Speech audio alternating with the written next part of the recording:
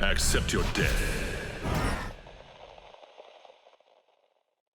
Well, Hater, there's crisp in the air, a little bit of flurries around you, depending on where you are. I suppose up here in Canada, there's flurries. Starting to really get into the winter season here. You know? Yeah, winter sucks. It does suck, and I live in a deserty area, so it like extra sucks. It's like me too. We get like high mountain desert. Yeah, we get like the really like sharp, dry coldness of winter, and not really like the fun snowman building. When you don't get the moisture of a lot of snowfall and stuff, it's just so it's just brutal. Just like the driest, coldest, nastiest air. Yeah, and then you get like icy roads because they just, I don't know, they get a little bit of moisture, then they freeze, and then they never allow it to like evaporate. Kind of, I don't know. It's really annoying. It's a tough time of the year. I really wish I lived in someone a little bit more wintry. You know, when people think of Canada, they think of like winter wonderland. You know, and I live in the one tiny patch where it's not like that at all. Dude, I think of like The Thing or something like that. Just brutal Antarctic stuff. If I had my choice, I wouldn't want anywhere more wintry. I would want more moderate climate. Like I'm primed to live in like Greece or Italy or Southern California or somewhere where it's just kind of, balmy. SoCal is balmy nice. to hot. Yeah. I don't think I'd want to live like any place that's like super hot all the time, but like some places like you said, more moderate. You know, just more. I don't know. Regular seasons, I guess. You know, have the winter, but like a moist winter. You know, nice moist winter. Moist winter. It's the name of your next band. Moist winter. Sounds like. Did I match up with you on Rivals this week? Moist winter. That sounds like It was these, or you were Stinky Pickle. That was another good one. Stinky Pickle. Yeah. I'm gonna buy one more of those tokens to change my name again. I'll be Stinky Pinkle. Stinky could be. But you can't be Dink. You can't be Dink. I can in that game, actually. I think I'm Dinky Shink now. Because yeah. Everyone was having their names backwards, and Shujinkydink backwards wasn't as fun as I thought it was. So I just went with Dinky It's kind Shink. of a mouthful. It was like Klingon. Yeah, I don't speak Klingon, but, Me either. I'm sure some of you do. But what I have been doing is clinging on to those comments that you've put on last week. So. Hey, let's go. Let's get into them here. So we're starting with No Toxic Allowed 7209. Can you make a video on how to punish Ghostface when you teletransport? It's not possible to punish as a Quan player. And I was playing around with this. I might make like a short of it. I probably won't make a whole video on it. I might show a little demonstration on screen here. But I think this is in regards to the backstage pass move. And yeah, the down back 3. Yeah, down back 3. And it is kind of tricky if he does like the fake out where he comes back out in front of you. That one's kind of like a guess. You can punish that one if you read it. I was just doing my back 3 to punish that because it's kind of forward advancing. But you kind of have 3 options here actually. You can try and time it to hit him just before when he disappears, and when he comes back on screen, there's a pretty decent gap there to try and like standing 1-3, get a punish there. The second option is the hit, I believe, is a high. So I think he does have a grab option off it too, but ducking will beat both of those options. And then he's just whiffing, and then you can just stand up and punish. And then I believe if he commits to the actual attack and you block it, it's -21 from what I saw. So worst case Ontario, you can just block it and punish it with whatever. And it's not very fast. It's definitely one of the slower teleports. Yeah, it's not very good as far as a teleport goes. It is good to like if you can like react with Ghostface and like punish projectiles and stuff. That's where I've found I got caught by it. But as using it as an actual do you ever try to punish it too fast and end up going in the wrong direction? Maybe. I don't think so. Like, is that possible? Like, if you're reacting to him running off? You know, like Sector can do that, right? She can kind of like side switch you midair and you just go wailing off the wrong direction. She ends up behind you. That's happened to me before. Yeah. I'm not sure, actually. I'll have to go and see how like what the parameters of that are possible, whether that's a thing. I'm just like, Doing a little Quan Chi shuffle into the middle of the screen, looking like an idiot. But hopefully you found that helpful. Just wanted to kind of throw that in there. So we got Dr. Morgenstein says, how dare you say I'm only wearing my Mohawk Katana skin for the memes? She's my emo Christmas princess and I love her. And No. Nah. man, emo I disagree. Christmas princess. I mean, you do you, but yeah. Yeah, everyone. It sounds like you're leaning into the meme, right? It's not that it's not one, it's that you're, leaning into it, which is totally fine. Hey, There's no everyone has judgment their here. thing. Everyone has their thing. I don't shame for that. You like what you like. Maybe you like. To be fair, I will say I don't know if this was released with the Chaos Reigns, but there's a secondary skin that's like less colorful with the Mohawk that I don't think is terrible. It's still There was a couple. There was one for Katana and one for Melina from the story that you were able to unlock, and they had from the Melina season, Katana already had like a weird floppy Mohawk one, and Melina's hair actually looks really good. It's just all the other stuff that looks just a little bit literally weird. Everything else. Yeah, but the hair looks cool. Yeah. So, like, those designs are cool, but the ones that came out in the Melina season, I think every single one is womp womp. Liu Kang, Johnny, all that stuff. Dude, Kenshi, Liu Kang, and Johnny, those are all, like, criminal. Yeah. Like, who looked at the proofs of those, the proof of concepts of those, and said, Yep. Hell yeah, brother. Hell yeah, brother. That's the one. Release it. Good comment though. I'm glad that somebody out there is enjoying those skins. So good for you. I'm happy. AZE Plays says, for Dark Dink, what if you just had a bunch of clearly different hats, and when you throw one, in the next cut, you're just wearing an obviously different hat? My mind immediately went to a hard hat. That would be so funny. My mind immediately went to like the old lady sun hat. Like you're chilling on the beach with the big sunglasses. Dude, with like the big sunglasses and stuff, the ones with like the lenses they're kind of chic and, some styles. Some people wear them for style, but they're like the super huge lenses. So this is like a whole ass costume change. So he's not even just changing his hat; he's changing his sunglasses too. Sunglasses and a hat, and then you can wear a gentleman's cap and a monocle, and then you can wear, those glasses with the nose and little mustache on them. What kind of a hat would I wear with those? Like a bowler, like a bowler hat. Yeah, like a little derby hat or something. A little derby hat. Man, this is gonna have me Googling different types of hats because, and my poor bank account. This is gonna be an expensive thing, but I want to do it. This sounds so funny. Yeah, we got to go thrift shopping. I'm sure that you have like Salvation Army or something close to you. I mean, you're popping off about $4 t-shirts at Walmart. Maybe Walmart's got something for you in the hat department. I forgot about that. I actually work right next to a consignment store. I might be able to find something there. I don't know. Yeah. Like a visor or something. Bro, if you could find a powdered wig, that'd be awesome. Powdered wig. And he can wear the regular DC hat on top of that. You're really opening up this whole this whole was a good thing. comment. It was a really good comment. Yeah. So now we got not only hats, but now we're talking about wigs. And then right.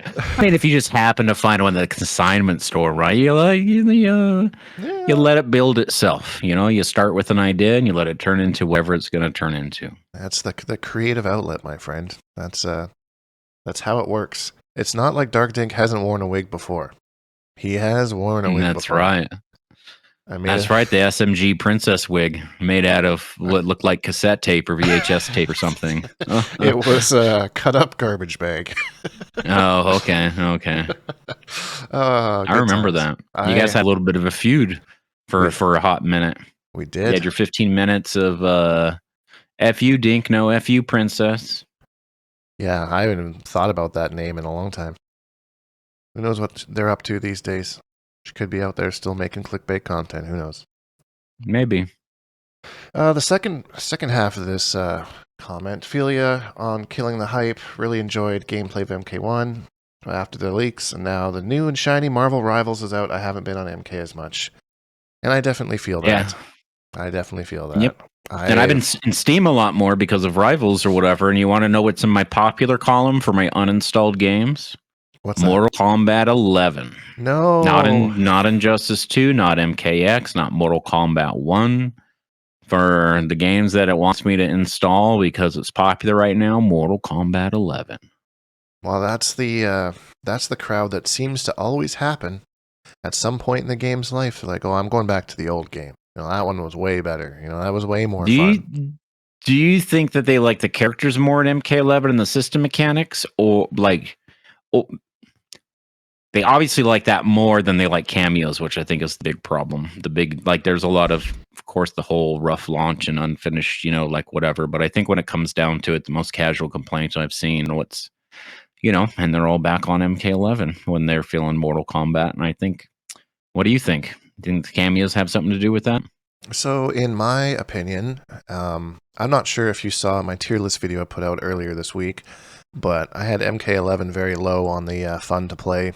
I did see that, yeah. And I think that the thing is with MK11 is it's very much like pick up and play. Like, there's not much to it. Like, each character basically had 1 or 2 combo paths, and that was like really it. So, like, as far as like very casually combo playing, path ended in a down 2 if you had the bar to breakaway, just in case, just the ugliest combos you ever seen in your life. Yeah, exactly. So it's not exactly like a super complicated game.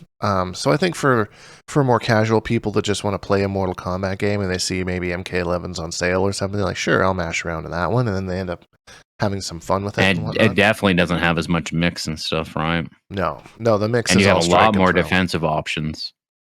Oh yeah, Defender was in the advantage in that game, so yeah, which is really weird. But and then kind of as a package too, there's a lot to do in MK11. Like the crypt was super fun. I think that was probably the most fun I've had in a crypt, to be honest. I think the crypt was fun for about 45 minutes. As soon as I had locked everything, and then you can pay the gold to refill the chest, just to unlock a bunch of shit that you'll never ever use, like ever again, just to kind of like do it. It's just. Dude, it's like the story mode. The crypt's not supposed to be like something that's super replayable or something, right? Just like a story mode. I feel like so much effort goes into like those things just for people to go through once or to try to kill like a little bit of time if they want to play the game, but they don't have any friends on, or that they don't want to play matches or whatever. So that's an interesting. I don't know. That's an interesting point, because a lot of people complained about the stories in MK11 and MK1, talking about how it didn't really feel like the stories were as good. But to your point, it's really only something that you play through once, and then you just never touch it again. So does that really matter that the rating's like going downhill? It's like my complaints about it extend beyond like why it's like half the file size of the game that's sitting on my PlayStation I can't do like anything about, right? And it's like effing huge, and it's kind of like what they're known for, and that's why like a lot of people buy it and they play the story and they don't play it ever again. The fighting game part of it's kind of like secondary, so I get it. But from my point of view, right, me specifically as a consumer, only my opinion, and what applies directly to me, I'd much rather see like half the resources in a story, make it half as long, right? It does not need to be 6 or 7 hours or whatever this last one was. I feel like Mortal Kombat 11's was really long too. Right. That could be dedicated to like some other things, Yeah. You pointed out your tier list that kind of shit the bed on customization and the premium store and stuff like that too. Yep.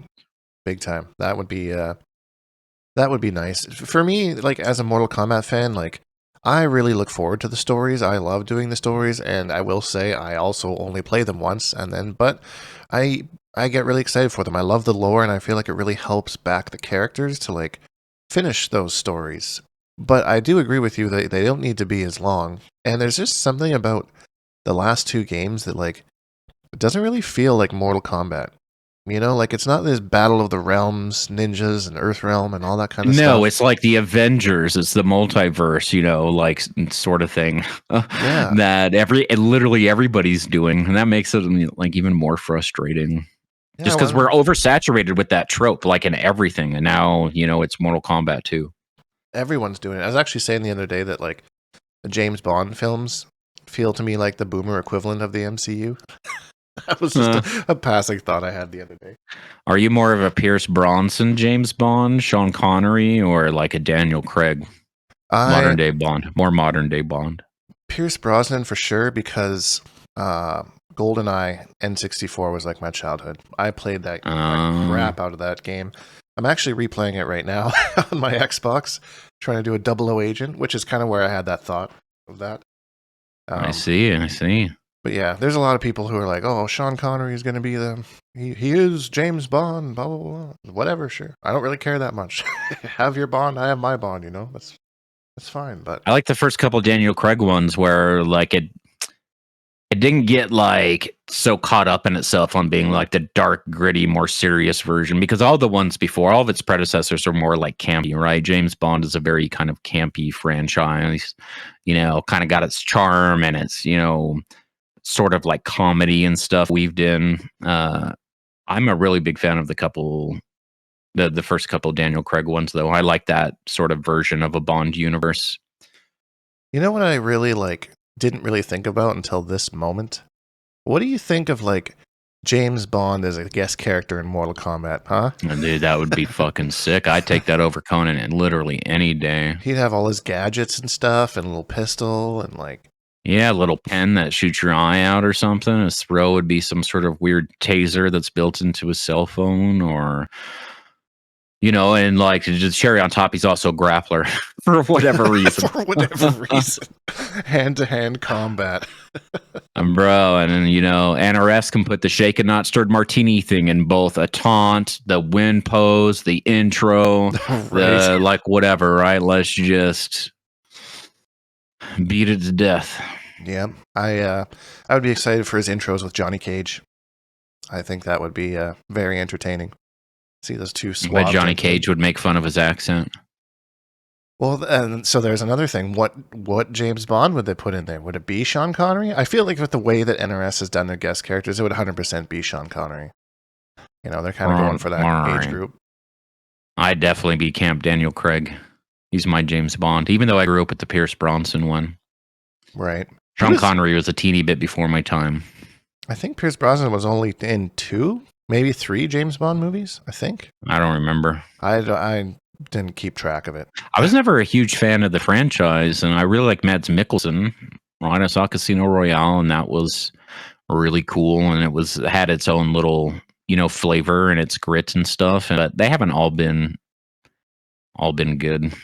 But it's cool. I like, you know, spy stuff. You like spy stuff, espionage stuff, Jason Bourne, James Bond, Mission Impossible, like whatever. Mission Impossible is more about the stunts and stuff, but I like a good kind of like spy thriller. Yeah. There's not really any spies in Mortal Kombat, so you kind of fit in there pretty good, I feel like. Well, we have invisibility, right? So we kind of have stealth with a couple characters. Yeah, Reptile and Smoke, I guess. Smoke's probably the closest thing I can think of a spy, maybe. Maybe. I don't know. I don't think he fits that description 100%, but that's just in my moment. Someone's going to comment and be like, duh, there's a literal spy as this blah, blah, blah character. And I'm like, oh, well. Yeah, it's, who's the, Reiko's a spy. Reiko, the lapdog. He's got a microphone hidden in the flower that's pinned to his lapel. Have you ever noticed? It was like the Joker or something, like squirts water at you. Something like that's so funny. Oh my god. So we got to touch on Conan a little bit here, because they did release a little gameplay trailer for Conan, and me personally did absolutely nothing for me. I had pretty much zero reaction. Nothing really looked exciting. He looked very, very clunky to me, kind of like how Terminator was in MK11. And I never saw the movie. I don't have the attachment. I think that's a problem too, right? Is like they're definitely aiming for a certain generation with this, and I think that's lost on certain parts of their player base, I guess. I think that he's doing himself no favors coming right after Ghostface and stuff too. That's the hypest I've ever seen any anybody, any group of people for any guest DLC. Like even more so, I remember when they first announced, Jason and Alien and stuff like that for MKX. People were like, "What?" Right. And that there was a lot of hype around that, but the Ghostface hype was like off the charts. So it doesn't even matter who's next. So I think that's feeding into it as well. But I agree, it does. A lot of comments about him like looking stiff. I didn't think it like looked too bad. I think they very deliberately matched him up with Shao Kahn, right, to make sure you had an idea of his size. Like Right. he's even taller than General Shao. Yeah. He's got the projectile reflect. He's got some. I don't know. Like I'm happy for people that are happy about it. Didn't really do much for me. I didn't really see too much reaction online, really. People, especially not, like you said, compared to Ghostface. And I feel like Ghostface really felt like that same reaction that you said back in MKX when like Jason, and I remember the Leatherface trailer coming out because he was killing Quan Chi. Quan Chi's lost in a forest and then turns around, there's Leatherface and blah, blah, those sounds that he makes. Yeah, Quan Chi's a bitch. No. Okay, well, in that video, he was a bitch.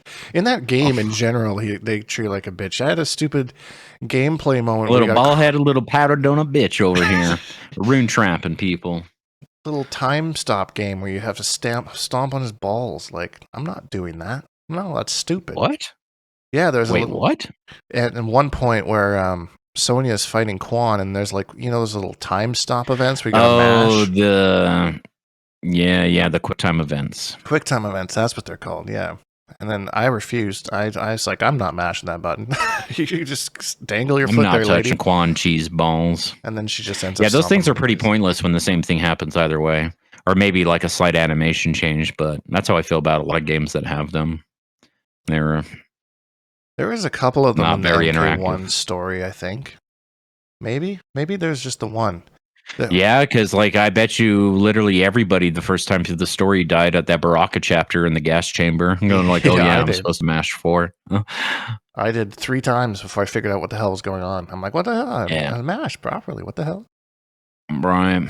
So, I mean, and there's an example of a QuickTime event that actually changes the outcome, but not really in a fun way. It's just too bad you have to try it again. I mean, you die and start over again, right? Yeah. It's not. It would be cooler if they had a more overall like story changing effect, and you could have like a create your own story kind of a thing. They kind of played with that a little bit in MK11 with having like the 2 different endings. I think 2 different endings, 3 different endings. I don't remember. Yeah, like a choose your own adventure. Yeah, those are cool. I like those, but it'd be better if they could change more of the story rather than just the ending. See, that's where I would be in favor of having a longer story mode. Is if you had more kind of control as a viewer over it like that. That would make it that'd more be even more time and resources into the story. We were just talking about how could probably use a little bit less, at least from my perspective. But that would be cool. Yeah, if I would be okay with more resources if that's kind of what they did with it. I'm definitely okay with dumping resources if they're continuing to do it the way they are now. But if they're going to make it different and something like that, I would highly predict. Don't encourage them to make the next one 300 gigs or something. I feel like that's going to be the size of their next game. It'd be nice if they had the story as an add-on. Like it was, so you could delete the story after you watched it just to save up room. That would be really cool. I would be down for that. My prediction is that they go recon a lot of stuff for the next MK game, and they kind of do what they did with MK9 and just do like a little restart. Again, be like, okay, this got way out of hand. Let's just bring it back to the basics. A Mortal Kombat tournament. What though? I feel like we've already gone through it. Like MK9, MK11, MK1, MKX had like I think the main point of the MKX story was to introduce more Outworld stuff and the kind of like the new characters, Kotal and Devora and Ferrator and Aaron Black and all of that. I thought that was so cool, right? He's like the old Clint Eastwood that's, 100 or whatever years old, but because of the way that time moves different in Outworld, he's still around, right? But he's really like the classic old gunslinger. I thought that was super sick, but it was like the combat kids and stuff too, trying to usher in a new generation instead of just not putting Scorpion in the game like in MK3 or trying to kill Liu Kang in Deadly Alliance just to bring him back as a zombie later because it didn't quite give them what they were expecting, I don't think. I feel like MKX was like was like a really good story, and they really set things up. I think they just kind of got maybe a little bit turned off by people's reaction to the Combat Kids, and like they didn't hit as big as they thought they were going to. I mean, Cassie was super popular. People loved Cassie. Right. But I don't think the other ones really hit that hard. But I don't know. I would personally like to see them go back and just kind of pretend that this whole multiverse thing didn't happen, and go back and tell the story of the very first Mortal Kombat tournament with like the great Kung Lao and Goro and Shang and all that kind of stuff. But without all that timeline, time travel, like whatever stuff, how do we get in that game the characters that the franchise is known for? Like how does Sub-Zero and Scorpion and Raiden and all of them exist?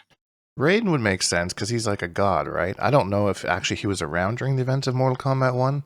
Somebody can correct me on that. But I mean, I wouldn't question it if they're just like, oh, Raiden's here. Like, oh yeah, of course Raiden's there. He's a god, That's what he does, So that would make sense. It would be tough for your for Sonya and Johnny's of the world to kind of make those kind of be in there. So you could always add them in later, I guess, as like DLC, but I don't feel that would be very popular. I just think that would be a really cool like timeline to see, and then like maybe like the outworld invasion of Edenia and that kind of a thing. They kind of flirted with that a little bit in MK1, but I thought they could probably do it a little bit more detail. I don't know, stories like that. Something they've always kind of teased, right? That was introduced in. I feel like a lot of those details were introduced in MK3 along with Sindel, right? With like part of her lore. Because did we hear about Jared and things like that before, or even Sindel, like in MK2 with Katana and Melina? I think the Jared stuff started in MK3 with Sindel. I can't remember. Those older games, my knowledge on the lore is not really up to date. I think that he was kind of introduced with Sindel just as like a backstory. And then I'm just kind of seeing him mentioned over the years. And then they finally put him in MK1 just to make him a skin for Ermac. I thought that was so dumb. He had such a good... He looks he looks weird in his little red riding hood. Oh, that's so funny. That's what I think of every time I see him. But you had like a totally cool opportunity to make like this character come to life, and they just didn't. They just like, hey, he's actually Ermac. It's like, oh, okay. Cool, I guess, but not what I thought Jared should be.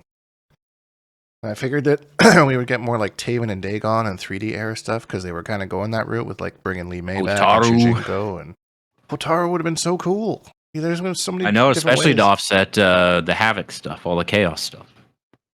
I kind of figured we would get like a season of Order after the season of Chaos, and then that'd be like Hotaru's season. I don't know what. Maybe that's kind of what they were going for, but not sure that's going to happen now, are we? No, doesn't sound like that's going to happen, unfortunately. But we can dream, right? We can dream. You know what I dream of sometimes? Every once in a while? Oprah Winfrey loving bread. I love bread. Oh my god. I'm so happy to have introduced you to that, to Oprah loving bread. Yeah, I don't know how I've never seen that before. I'm thinking if I can go back and find it in our conversation, I might link it in this video, because it is just so funny. Just how passionate she's talking about this bread. But speaking of which, I actually made a tier list of all the different breads that. How exciting! I didn't actually make this tier list. I just kind of found a pre-made one on the tier maker. I found like 4 of them, and like they were all kind of like, meh. There's like nothing here. This has like 6 breads on it. Like, what the hell? What are you doing about bread? So my problem with this tier list is that we've got like bread, and then we've got bread preparation. Like, what bread's in D, but toast is in B, and that looks like toasted white bread to me. I mean, is that just elevated the toasting process? Same thing with say like your baguette or like a French bread or something. Isn't that what garlic bread is without the top? But then we're talking about the bread part, right? I'm talking about the bread, the actual bread part, but I don't put too much thought into this, to be honest. But you are right. Some preparations make it better than other. Like the sub roll, that you see in there, that's a whole ass fucking sandwich. That's not just bread. Yummy. But Yummy. the sub rolls, I will I say. gotta say, we got a those crunchy breadsticks belong down in D. Maybe make special F tier for those. Cheese bread's got to go way up. Sourdough is obviously S tier. I'm not sure how you missed that there, and it ended up down in A. But what else do we got here? You know, wheat bread's fine. Pumpernickel. You have an opinion about pumpernickel? That put it in C instead of D. Yeah, I've only had it a couple times, but it hasn't blown me away. I found it to be really heavy. Kind of upsets my stomach, you know. But And you like bagels? I love bagels. They also Bagels upset are good. I'd probably put bagels S tier. Yummy. They're so versatile too. Like you can make sandwiches out of them. You can just have them by themselves with some butter on it. Like there's just so much you can do with bagels. Did I already say cornbread's got to go up? Cornbread definitely at least B tier in my opinion. So there's a couple in here that I've never had before. Cornbread being one. You never had cornbread? Never had cornbread. So you just go buy it. Just go to your local grocery, go to the bakery, and spend $4 or whatever, like on a little tin of cornbread. It's good. It's possible. Got to try it. That's not even a thing up here. You know, I don't think I've ever actually. Let me ask seen Google: it. Do Canadians believe in cornbread? Do we believe in cornbread? Canadians believe in it. Auto completed to God. Oh, okay. Let's see. The AI answer is yes. Canadians eat cornbread, including a variety of cornbreads with different ingredients and traditions.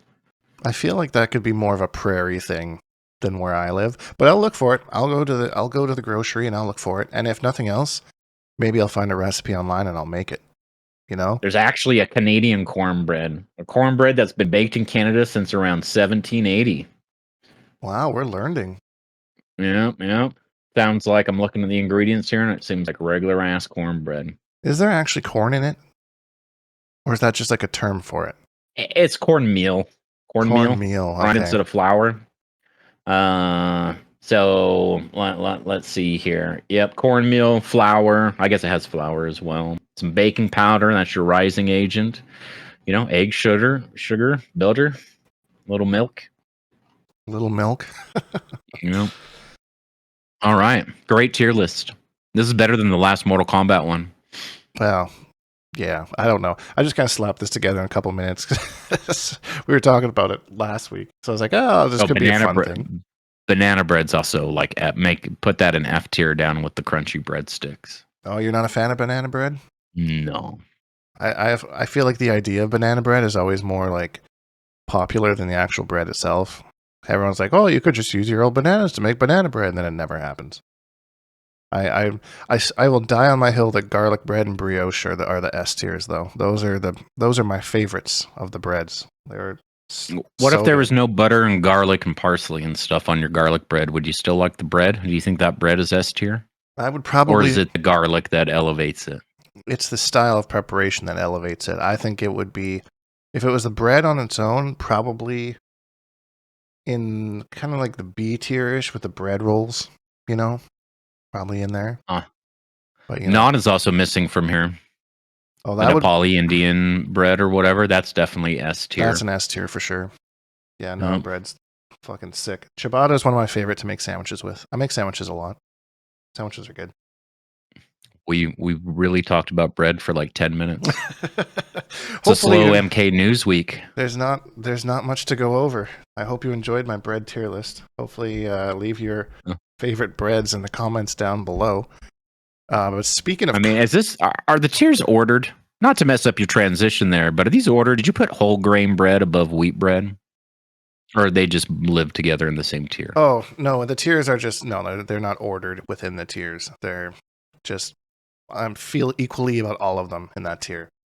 But my transition failed. Anyways, Ed Boon made a YouTube channel. So I thought we could maybe speculate on what kind of things he's going to put on there. He's already put on the Conan teaser. I think was that the only place where that exists? You just shared it on there? No, I think I saw it on Twitter or X or whatever. Is it on regular? I imagine it's got to be on the official one. I don't know why he uploaded that to his own personal one. I don't know. He's definitely trying something there. I want to see some Boon vlogs, a day at NRS. What's it like? No, I just like, him talking about you know, his favorite margarita recipe or something. That's what it's going to be, like one of those. I mean, it could turn out to be like just like a hobby side thing for him, because you know, Boon as a person is like, he's a character. You know, he's always the face of Mortal Kombat, and he's a notorious troll over the years too. So I mean, this YouTube channel could just be like a prank channel. You know, maybe he's going around like just like pulling pranks on people. You know, I don't know. I don't know what kind of pranks he could do. Maybe something fun around the office, putting soy sauce in the coffee maker. He does seem to like to F with people. Yeah. It's the Conan teaser is not on the Mortal Kombat YouTube. The last thing they've uploaded is the official Ghostface gameplay trailer. I wonder if they ran into some sort of issues. And so he's like, fuck it, I'm just going to put it up on my own. And we know it's him because he posted it on Blue Sky. Right. Posted a lot of them on Blue Sky, actually. That's where we saw a lot of him interacting with comments about the leaks and stuff, where people were kind of like, even though he didn't really confirm anything, he just kind of like acknowledged it, you know? That was a pretty powerful take, in my opinion. I haven't posted much on social media at all lately. I've been in a bit of a rut this week. I don't know.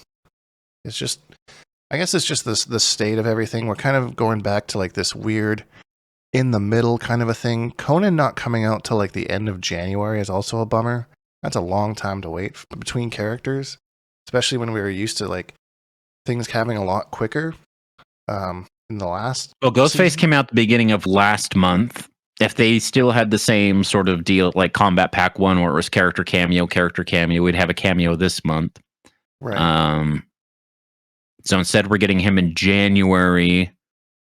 So, and Ghostface was like right at the beginning of November, wasn't it? Like November the 15th or something? Maybe it wasn't the beginning, like the middle of November. Yeah. About a month ago. About a month we've had Ghostface. So if we can kind of speculate on their schedule then. So if Conan comes out in January, then we'll probably see T1000 in March if they keep that same kind of schedule. And then they've reached the end of the content that they've announced so far. And that's when things are going to get really interesting to see if that's where they stop or if something comes out of the blue. I don't know, because then they're about 6 months out from the 2-year anniversary of the game, and if they supported it up until then that would be the longest that they've ever supported a game for. But if I were to guess... More than MK11? Yeah, MK11 was like a year and... If you count the little Shiva hotfix, like a year and 7 months, I think. Something like that. Because they usually just do like 1 year and then put a cap on it, right? Like as soon as they did that Fighter Pack 3 for Injustice... And they were just kind of done. Wasn't that about a year and a half later? Yeah, it was about a year and a bit, I think. And then that's the classic when you know that it's the end, nothing else is coming. They're like the Ultimate Edition or the Legendary Edition or whatever, you know, and it's everything all in one little package for a decent price or whatever. So and that's kind of the indication that, all right, we're wrapping this up and moving on to the other one. Right. It could be another thing though where they kind of turn this into one of those, like, what do they call them? Like games as a service kind of a thing, where they just kind of add on to it every once in a while. But I don't know. With everything that has come out, it doesn't really sound like that's kind of their plan. I really don't know what I really couldn't even guess what their plan is. Like, Injustice 3, I don't know. For some reason, I just don't feel Injustice 3 is going to be a thing anytime soon. I feel it's just so chaotic. The people in charge of like all the decision making and stuff, all this back and forth, and they just aren't good at making decisions. And you know, NRS is being hurt by it, and the consumers are being hurt by it. Like all sorts of. Nobody's winning. I just feel like they're just don't make good decisions, good business decisions, and good like they don't. It's all about immediate return and nothing like long term. Right. Yeah, which is how many things work these days. Which is unfortunate, because I would like to, especially with something like fighting games where you have to like build a meta and like fight around that meta and learn around that meta. They take a while for things to kind of flesh out. So it would be nice to have that longer support, but I don't know. At the same time, you announce a new game and you're going to make more revenue from a brand new launch of a game than you are probably continually supporting it, depending on what you're doing. They could have something where it's like MK is kind of like supported in the background, and then Injustice is the game that like comes out and then just kind of dies, and then a new Injustice game and it dies, and Mortal Kombat just continually goes in the background with different stories and stuff. But I don't know. I'm just spitballing here. I have no idea what they're going to go and what they're going to do with things. I'm not WB exec. Yeah, I'm sure Ed Boon's tired of saying this is the longest we're going to support a game ever, and then not being able to fulfill that, sort of thing, or barely does it like on a technicality or something like that. I'm sure that's frustrating for him. Like he just can't even give like a good answer, a good honest answer about like anything, because it's just so unpredictable. Yeah.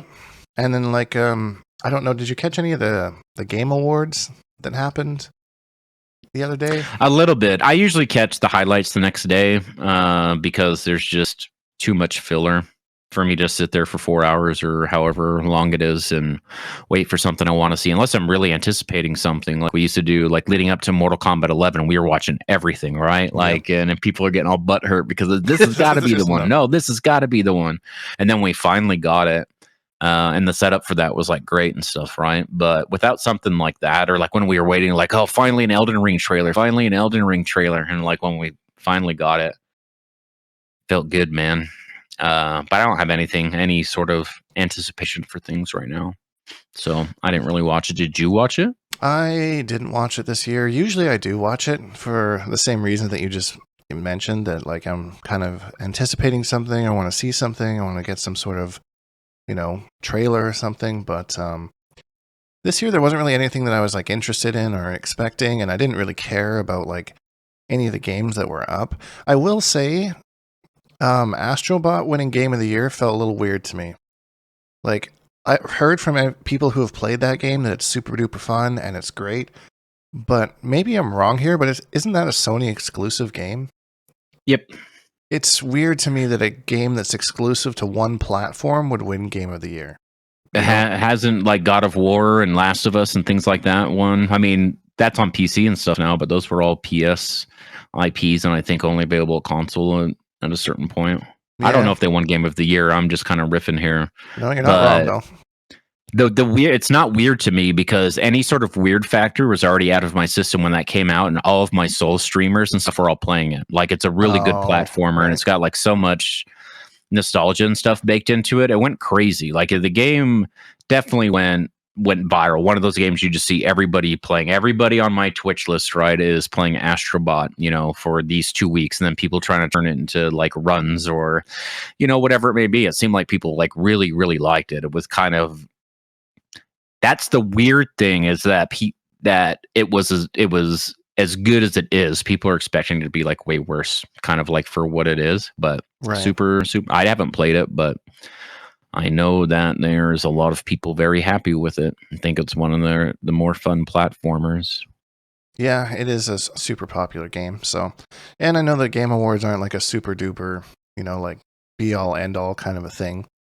I know lots of people complained about them over the years. I didn't actually realize that Jeff Keighley was Canadian. I just found that out recently from Toronto. I didn't know that either. That explains a lot. I wonder if he's ever had cornbread. That was good comedic timing. If I ever meet him, and that's the question I'm asking him. What's your opinion on cornbread as a Canadian? No. Do you believe in cornbread as a Canadian? Yeah. Like I doubting its existence or something? Like, no. I don't know. It's like it exists, but it's like the devil, right? That's not allowed in my house. I don't. We don't cornbread around these parts. The cornbread reminds me of like, not just get on this bread thing again or whatever, but it's like you've had like a really good biscuit, right? But then you have like a mediocre biscuit that's like too cakey and too dry and stuff like that. That's kind of how cornbread is. Like, a good cornbread is so good, but it's so easy to F up. And once it gets all dry, but it's like so crummy and so like whatever, and just kind of turns to paste in your mouth. Like a Popeye's biscuit. Gross. They are gross. Uh, sorry, back on topic for just a second here. We took a little cornbread break there. Yeah. The only other thing that I think that I saw, actually, there's a couple things. First of all, I kind of joked in the Discord about Elden Ring like being the next Fortnite, and then I saw people talking about how like no, like it's actually looks pretty similar to Fortnite. Like you're coming in a dragon, they drop you off in the dragon, and like there's a big circle that like comes around, and it's basically that. And I was surprised. One of the Soul streamers that I watch said that this might be From Software's first miss. Kind of an interesting co-op adventure. Because it's not an RPG. It's more of like I don't really play roguelikes or whatever, but I've heard people describe it as that. So don't crucify me if you don't think that's what it is. It's not fun. First and foremost, Fortnite is a battle royale, and that is not what this is. Right. It shares similar things with like Warzone or Fortnite with like the enclosing in circle. So you have I kind of watch some things. I'm pretty lukewarm on it, and I'm a big Souls fan and stuff, but I'm not really into like the idea. It's like somebody else's game in the Elden Ring universe, but it could be cool. I mean, I'll definitely watch some gameplay, but I don't know if I'll play it. But the idea is that you have a set amount of time, and as time passes, the circle gets slower, right? And you have three days. So you have a day cycle and a night cycle. Things, because it's, a From Software game or whatever, things are worse at night. And you have 3 days to do whatever it is from preset characters, or like preset character like classes and the weapon they use and armor and things like that. But you spend that time collecting gear and trying to like level up and things like that. And if you survive to the end of the first day, there's a boss to kill at the end. And then the same thing at day 2. And then day 3 is like, the big old boss. The climax.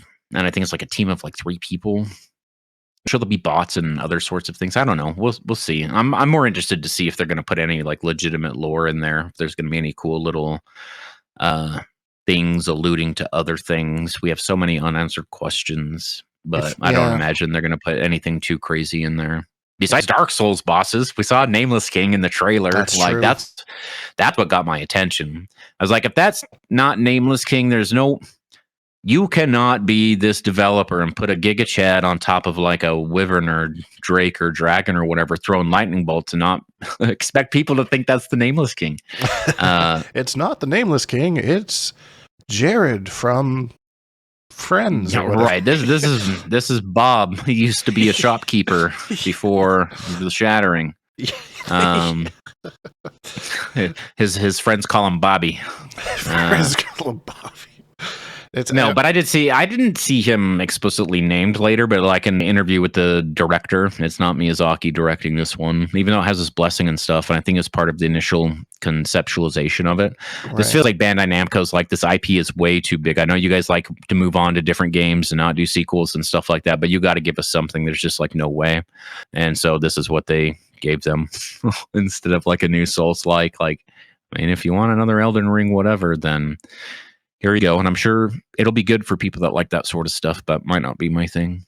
Yeah, I'm really bad at like PvP stuff in those games. So I will likely not play it until I watch somebody else play it and see kind of what's going on. And I don't think it's going to be PvP. It's going to be PvE. Like I said, it's not like Battle Royale. Not like, I don't think it's team versus team or anything. I think you're working together as a team. I don't know. Maybe you're working against each other and whoever gets to the finish line first, but it looks like they're fighting together. So if I say it's like me, you, and Carl were all playing, it's like a seamless co-op, which is already mods for an Elden Ring. Just going about our thing, and if we all, survive till the end, then we get the cool boss at the end. And it's going to be the same thing as Rivals, where like I'm just so bad that I bring down everybody, and I just piss people off. But who knows? Who knows? Anyway, so I'm excited to see what that's about and all that kind of stuff. Probably what I was most excited for, which is something that like pretty much nobody else cares about, is Virtua Fighter 5. That is getting redone. I love that franchise a lot. When I was growing up, there was a little arcade on this ferry that I used to take to Vancouver Island and back, and they had the only game I played was Virtua Fighter. I don't know why I chose this one, but it was like the original one.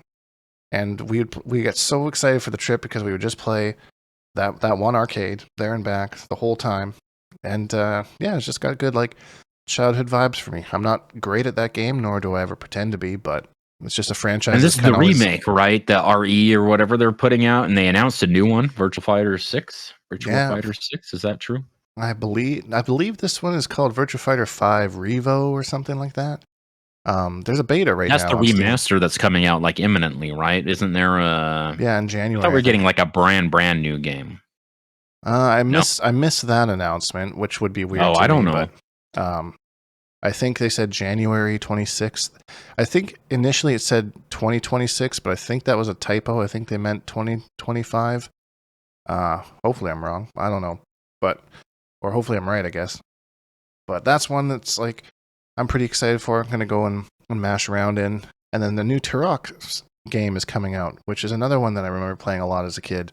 And I wasn't as like hyped for that as some other people were, but I mean, it's still cool to see old series like that come back. I don't know. Did you ever play those games, Hater?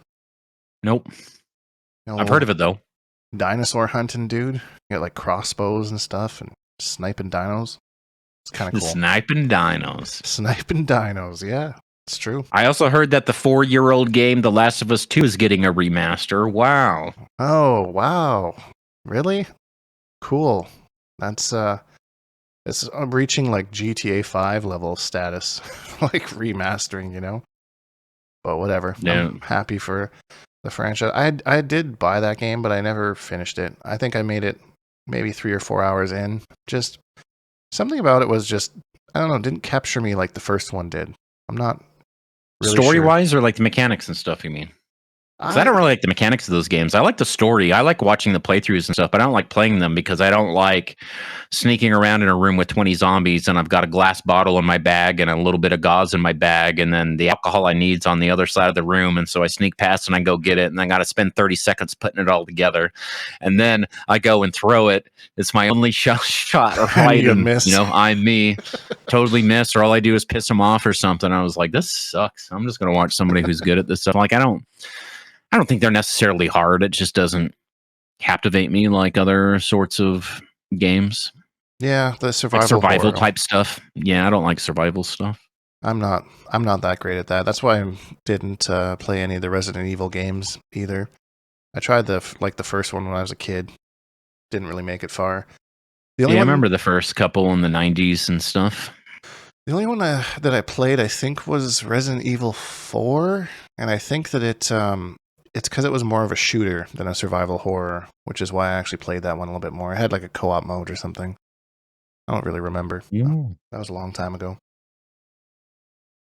But I think we're at the end of our topics, and we even increased those topics as we kind of went along. So that's fantastic. I know, slow news week, slow Mortal Kombat week. Slow Mortal Kombat week, but we still made it out every Sunday. You know how we do. Well, as usual, if you enjoyed this video, please leave a like because it really helps me out, and subscribe if you haven't because I make new videos almost every single day. Hashtag Bonehawks, all that stuff, and we'll see all you Bonehawks in the next video.